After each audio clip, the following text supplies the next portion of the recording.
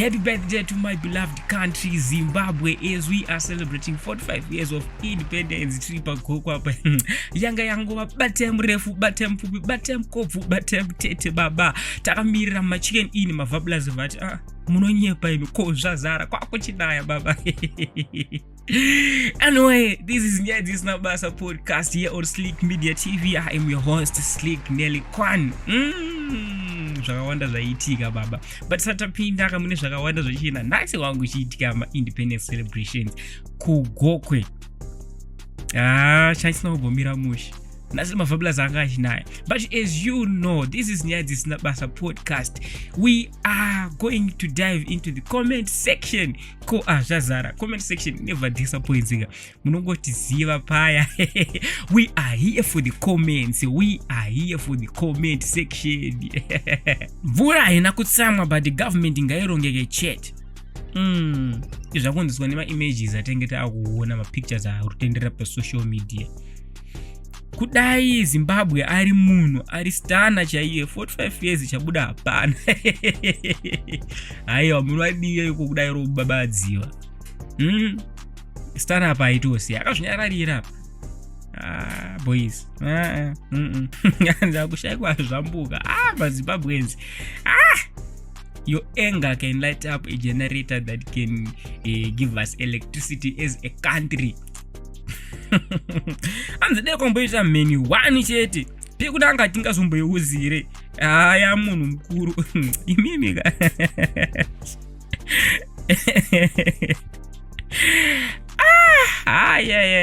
This is it amwana ngatifanira kucelebrate kuzvitonga kuzera anongona sikutofada yati pana pa social media so inye independence kudhara kudai so dai zvatoendwa.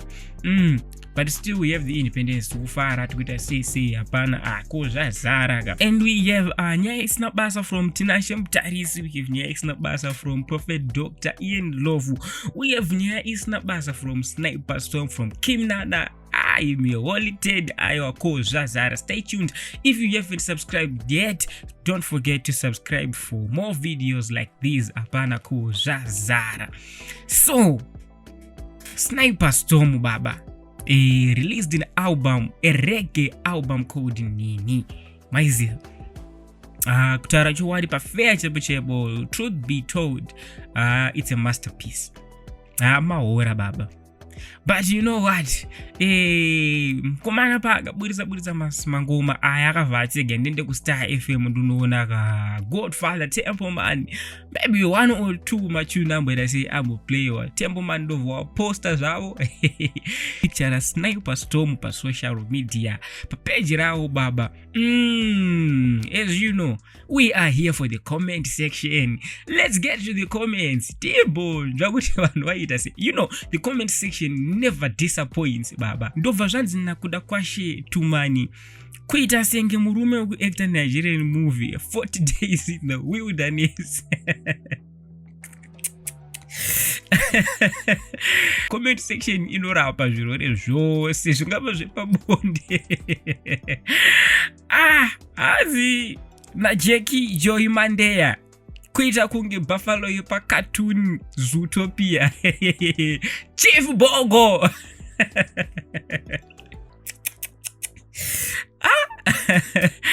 Hey, me I am here for the comments. Yeah, this nabasa. Apana ko zvazara. This dressing is inspired by Wagwizi. Akomana ka onse album ra Wagwizi ra kwani my dreads ready. Anzi ni mumwe uyo kuita kunge nganga. Zvikabva zvanzi na Africa Boys AW. Godfather. Ngwarira itsikidzi dzichasara imomo dzabuda mumopu umo. Patinoziva Sniper Storm angani zuda. Zvakura ngwa iwigire. Icho chibaba.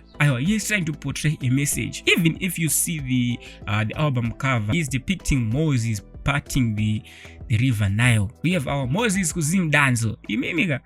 Yes, zvikanzi nedzimwewo uyo apera hadzisisina kukwana.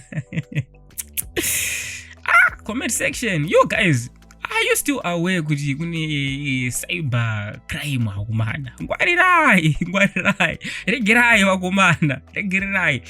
Yes, after all being said and done, Snapper Storman album, but mukatona noriterera album roro riripo pama platforms ese aiwa chibaba chakabika mangoma makukutu. Right.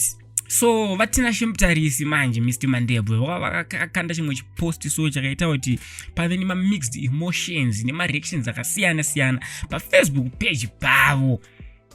Post iyi yaireva kuti this is what Tinashe Mutarisi wrote on his Facebook page.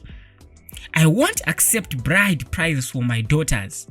Culture or not, at this very moment, no one will convince me to accept money as payment of any sort for my daughter.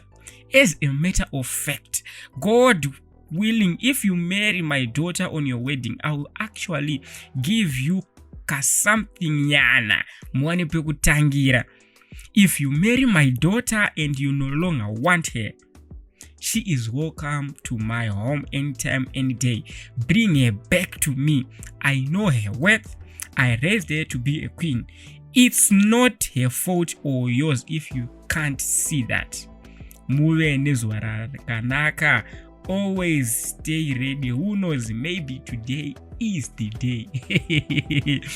This post manje yakavya konzeresa noise baba pa social media baba. Wana watati Tinashe Mutarisi warudza kutaura tukudi. But tisatapinda nini mupfungwa dzangu inini. Let's get to the comment section. Ko we are here for the comment section. We are here for the comment section. Ko zvazara. Zvikanzi na gamu wenyu. Akasike kutanga ndichiona muchitaura kudai. But kana musingade mari yacho it's okay. Ndiri ni hangu ndoipiwa hangu. Handingawengoendi zvekungoenda. Baba chikomenti chakabva 224 likes. Chikabvanzi our home by Mrs. N. Is your daughter married? Asking for my husband. Chauda kutofurira kuti murume ayo ndotorapiwa ka something nyana. You never know. Something on kembinga kachotangara maybe muri pa 50k nzitange chimbotange or 100k, you never. Mwana wa CEO ko zvazara. Zvikabva zvanzi na Lean Case Kawara. If I was your daughter, I wouldn't settle for less. Kuendeswa mahara maya Tinashe Mutarisi. Uyo wakabva 177 likes. Tiwari kubaya mahara. Tikutengeserana here chunhu ichi. Aiwa munopanzvawo sei? Let me know in the comment section below. Zvakabva zvanzi na Blessing Chikeya. It's because you know muzimu mune marombe. Who can afford mwana anofamba neTesla? If you don't believe paying bride price, ko kumasvingo mainowedzereiko? Iweweka imi musati nyepera makuseni ano. Chiko nimbingo kungoshaya zvekuita makuti zuira. Hanzi mbinga zoti zakashaya zvekuita zvinotanga kuita ngodzida kurirarira zvozoda kuganza. Ko iko kumasvingo maizonotsvagii kana muchitaura zvekuti lobola ina basa. Aiwa tikwanirei muZimbabwe makazara marombe oga anokwanisa kuafforda mwana anofamba neTesla. Iwo rwetsokorola. Ozinonyenga baby rufamba neTesla. Zvisi zvatozvindi here izvo. Pakutongoziva kuti aiwa mashaki oga changotora hapana. But ndiri kuona kunge aiwa vamutarisa vasi kuganza. Unoziva kuti munhu ukaudzwa chokwadi nemumwe munhu unofunga kuti munhu arikuita sei akurirarira, but vamutarisi havasi kurirarira, vari kungotaurawo chokwadi chavo semuonero wavanozviita. Mandoona everyone is entitled to their own opinions. Hapana apa ko zvazara. This is a free country. Let's go to Malvin Mashaya Mumbe. And in another way, the guy is saying him paying lobola for his wife wasn't proper. You are dog DP style. It was probably because the in-laws were in need of his money. And anambuya vaitambura. Anambuya vaitoda mari. Vangokarowa neugwegwe shengwe. I hope both of you and wife have the same sentiments towards this because mwana hasi wa baba vega. Yes, ukutaura chokwadi but apa mfeso wangu wanyuza gejo wadipisa. Vamutarisa ndifunga kuti ndopfungwa dzavange vanadzo pavaitaura izvi. Comment section never disappoints, guys. Do you still remember Chris B? Tariro wangu hitmaker akaimba tariro wangu unoziva ndinokuda wangu andifenda kakujamka uri wangu kasonga kamuneza kaka during our high school days ayo yangonzwa pani baba urira aimba nge decibel. So yes, so recently I came across this post by Earground Media yangakanzi the comeback show teaser Chris B drops this Friday on Earground Media FB and YouTube. Chikomana shini ndofunga simwa chiri kuburitsa nhasi musi Friday so pa Independence panapa chine sintera chiri kuburitsa. Let's go to the comment section. You know we are here for the comment section. Ko ndonyadza kena dzisina basa ka kutosha yakwadzo basa ndokutoti tiri pano ko zvazara zvikanzi na Benjamin wekwamambo Manzenza wakauraisa vanhu kaiwe vamwe vana vatoziva na baba vavo nekuda kwesongo yako. Aiwa songo yainaka eri songo yairira yoiye kumadhanzi kumagigi kumashow imemika zvikava zvanzi naJackie Garande official. We love you and we celebrate you. And Grey Marimira since 1991 one song Are You Sick? And is sure inini andina imwe song yandoziva ya Chris B ngoziva iyo itariro wangu ikubva pepai song iyi ndekuma 2000 arume ndo ana boom beto old school eno inyaya dzisina basa hanzi type ye song iyi yaifanira kutengeswa pamwe chete nemakondo iye kereka catalyst yechihule aiwa uya anyepe vanhu vakadanana kani gore iri nenyaya yekuda kwesong iyi. Vanhu vakadanana mujolo wakatsva mujolo wakapiswa ndati ndikuudzei. Zvikabva zvanzi na Denny Charlie song iyi yakapa friend yangu AIDS pambare apo natariro. This song was fire and is still a masterpiece. Iweweka andichimdara ichi kiki after one hit song iyoyo takazongotambura tese pajoza but chigara Methodist Church sema refugee life ima one uyu munhu auti angapinda pesi nauti anganotoziwana na Chris B zvekutodaro. Mana unozava nyaya dzemangoma dzinonetsa idzi. But anyway, we are here for the comments. We are here for the comment section. I play it almost 2 times a week. My Ndebele wife now knows it word by word. Kiki, come back. We wish you the best and blessed return, bro. So guys, whoever introduced the music called Zim Danso shall never see the lights of heaven. Music has downgraded 50 steps backwards, especially with these young ones who don't have art for themselves, skillers and lookers and more. The skillers, Mawazere, the skillers, the Ngwaras. I feel like vomiting. We hear their songs. Inyaya dzisina basa guys. Kana muri kunakirwa nechirongwa musakangosiya subscribe ko apana zvazara kushaya kwadzo basa nyaya idzi ndokunoti tirambe tiri pano waiziva. Yes aya Holy 10 haangafanira kusara kapanyaya dzisina basa. Holy 10 akaenda kualbum launch ra Blink 4 baba. Hosana ranga riri pachitauna. Aiwa chikomana chakatemwa ngemakeni. Apa ndizozara zvakawanda. Apa don't have a comment section. Atisopinda comment section baba. Atisopinda comment section. Katizvionere video.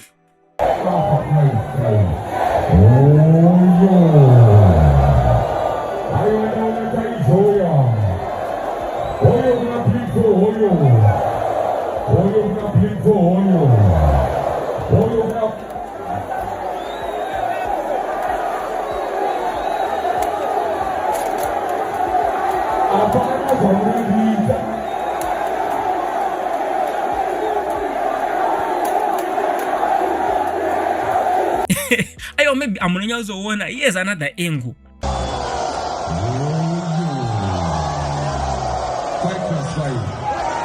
5+5.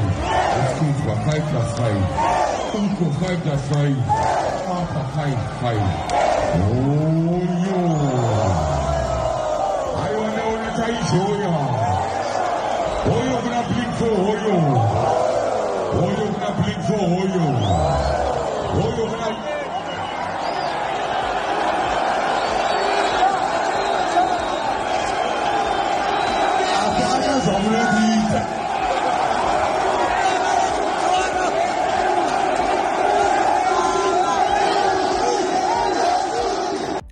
Indonya isina basa manje. Pamwe pamapotsa. Let me give you another angle. Oyo gonna blink for Oyo. Oyo gonna.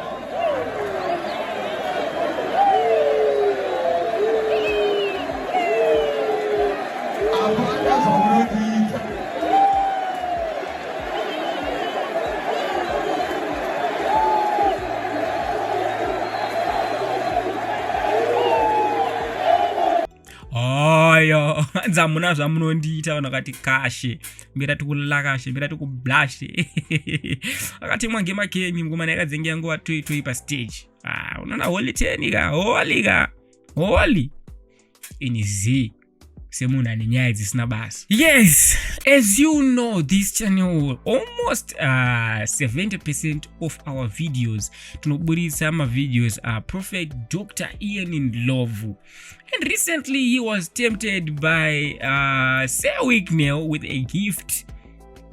Zvongoma baba zvemota baba zvikanzi waka Prophet yaimutore chisinde. Ndikuona kuti you are always praying for the country, you are always advocating prayer for the nation, intercessors to pray for our beloved country. You want to see peace, so I am saying go and see Victor. Go exquisite baba, go and see Victor. You know, pakabeta akazi ka moment of silence. Ndingoti prophet wachabata here, prophet wachadaira here. Ayo prophet wakazongokanda joka baba ndovho ane verse. Wakakanda verse baba wachona verse rejena kuti iri verse rekunotaura ngemotoka. But ayo prophet avarambidzo kutora mota vapiwa komana munhu wangapiwa type yechibocho chiya ungarambe. But you know what? We are here for the comment section. Zikava zanzi na Ali naka Prophet Ian Ndlovu arriving at church on Sunday. A wolf in sheep clothing. Mazimbabwenzi Zimbabwenzi wakakubarira vanokuita wastaki. Zvakanzi nemumwe, if they manage to bribe this one the same way all the churches in Zimbabwe must be closed, I can bet my last cent on him. People are angry, guys. People are angry, especially after that incident yekuti tatenda pinjisa akafara muhospital achikumbira mapain easy kozonga idishwa mota vanhu saka mari idzi dzikuti kungoendawo uko dzongoitawo manake munhu esoita se zvinhu zvoita. But ayoka audzire munhu zvekuita nemari yake. Chizvaunzwe manje zvakanzi nemumwe, I saw him buying a steering cover and a modulator. What dashboard spray baba? We might not prophet waitozi. Prophet waitozi. Anze prophet waitozi. Prophet waitozi nyaya waitozi post. Prophet zvaitika uko. Waonzi na Civic yamutore mota dzenyu na madam. Imi na madam yamutore. Zvakanzi I saw him buying steering cover and a modulator baba. Anonzwa mangoma. Ayo prophet munhu. And makavuma regetone video ra prophet vachienda kuexquisite vachinotora masini.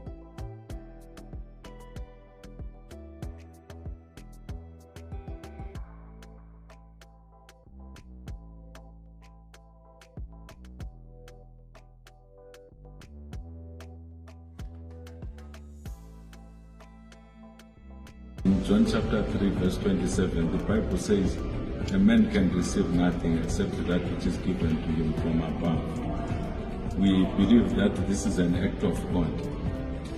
God has to use a man. He has to use a human being to a human being. We thank God for what He has done through Brother Civic to gift us with these wonderful gifts, I and my wife.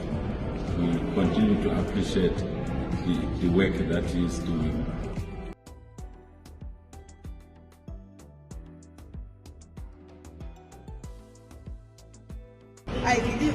it's the beginning of a new season in reaching out to the communities, in helping the needy.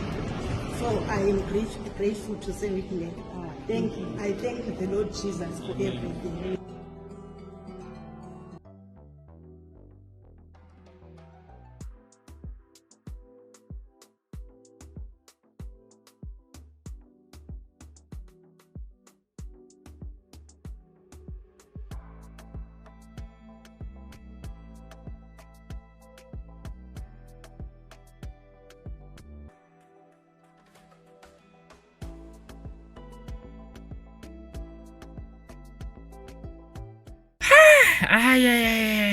Mazvionera mega pavideo Prophet of Wakanda kavhesa comment mazvanzi what matters is that God is still saying something in all this.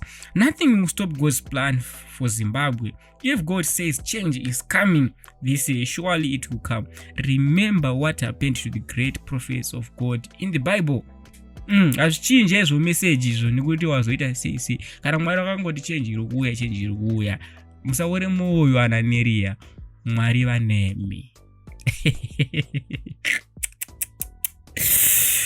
Right, Kemnana chimfana chinombobuda chirova maskits na boss matsanga chavakanda zvayene picture rachene padande mutandere social media baba iro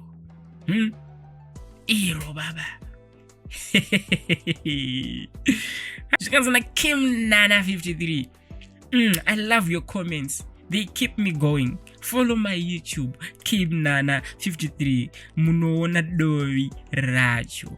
Icho baba. Icho chimwana skana. Chiku blinga. Chiri kutiratidza kutsvobida. Let's get to the comment section. Ko we are here for the comment section. Donya dzedu dzisina basa. Tikasatoenda ku comment section. Hatina zvotinenge taita. Kozvazara. Zvikazvanzi na Dreadlocks Assembly. Porn images at high quality. Iya kumana. Musoma unyanyira mwana here. Zvakanzi don't manipulate us. People are creative out there. Don't manipulate us. Zvakanzi looking like angry Bruce Lee. Yezo.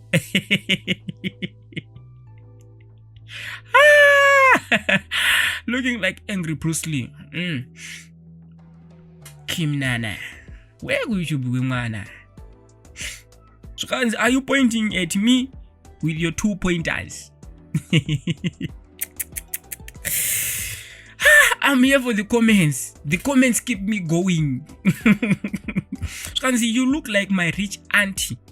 Vamwe so vasingabvumi kukura kumana. Kemnana amana auzonukonge rich auntie pa iwewe uda kwanza. Tatokuona uda kwanza, uda urumba chifuridzira.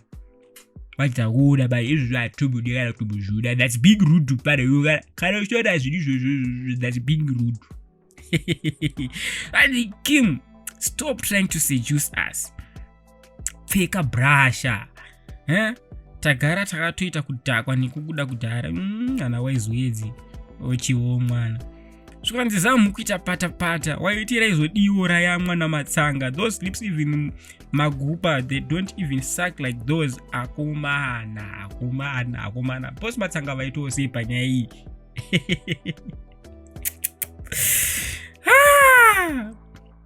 Ati chero vanhu vakati zamu ravarekeni siyana nazvo. Ravandandi. Ati chero vanhu vakati zamu ravandandi siyana nazvo. Amana amboti zamu ravandandi ndiani? That's being rude. Honestly, that's being rude. That's being evil.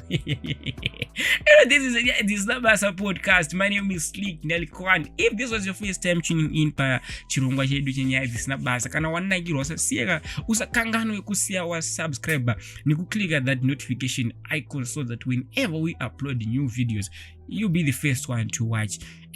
Kozvazaraka inyaya this Nabasa ngati batani my next segment in here this Nabasa. Happy Easter to you everyone. Maroma Easter eggs here. Move any Easter yakanaka guys. Have a good one and enjoy. Kozvazara.